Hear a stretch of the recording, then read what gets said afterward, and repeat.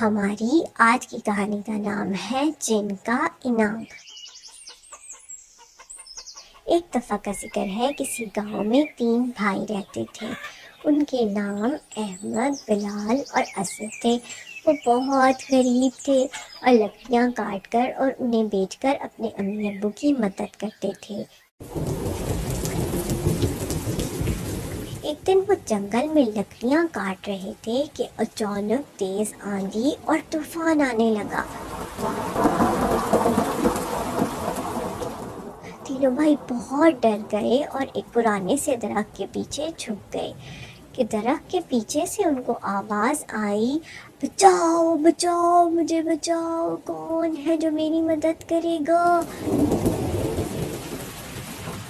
احمد اور بلال نے جب آواز سنی تو وہ ڈر کے گھر بھاگنے لگے، لیکن اسد نے انہیں کہا کہ رک جاؤ، ہم دیکھتے ہیں کہ آواز کہاں سے آ رہی ہے، پتہ نہیں کس سے ہماری مدد کی ضرورت ہو۔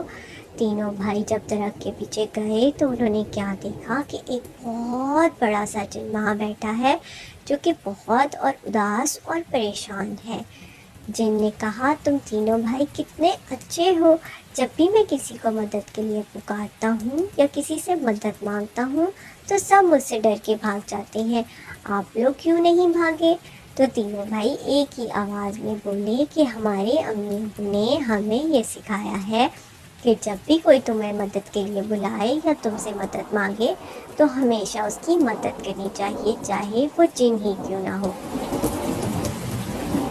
جن یہ بات سن کر بہت خوش ہوا اور کہا کہ پیارے بچوں، میرے چراغ کا ڈھکن بند نہیں ہو رہا، اس لیے میں چراغ کے اندر نہیں رہ پاتا اور بار بار باہر نکل آتا ہوں۔ بلال، اسد اور احمد نے پہلے سوچا کہ ہم ان کی مدد کیسے کریں، پھر انہیں خیال آیا کہ ان کے ابو تو لوہار ہیں۔ انہوں نے جن سے کہا، جن انکل آپ ہمارے گھر چلیں، ہمارے ابو آپ کی مدد ضرور کریں گے۔ تینوں بھائی جن کے ہاتھ پر بیٹھ کر اسے اپنے گھر لے گئے۔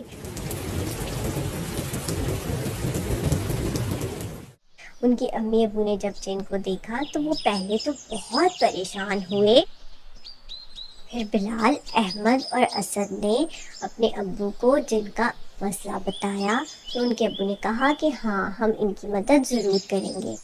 پھر ان کے ابو نے اپنا سارا سامان لے کر چراغ کا ڈھکن بالکل ٹھیک کر دیا۔ جن نے کہا کہ میں آج بہت خوش ہوں، آپ بتاؤ آپ کو کیا چاہیے، جو مانگو گے میں وہ آپ کو دوں گا۔ بلال، احمد اور اسد نے کہا کہ نہیں جن انکل، ہمیں کچھ نہیں چاہیے، آپ کی مدد کرنا ہمارا فرض تھا۔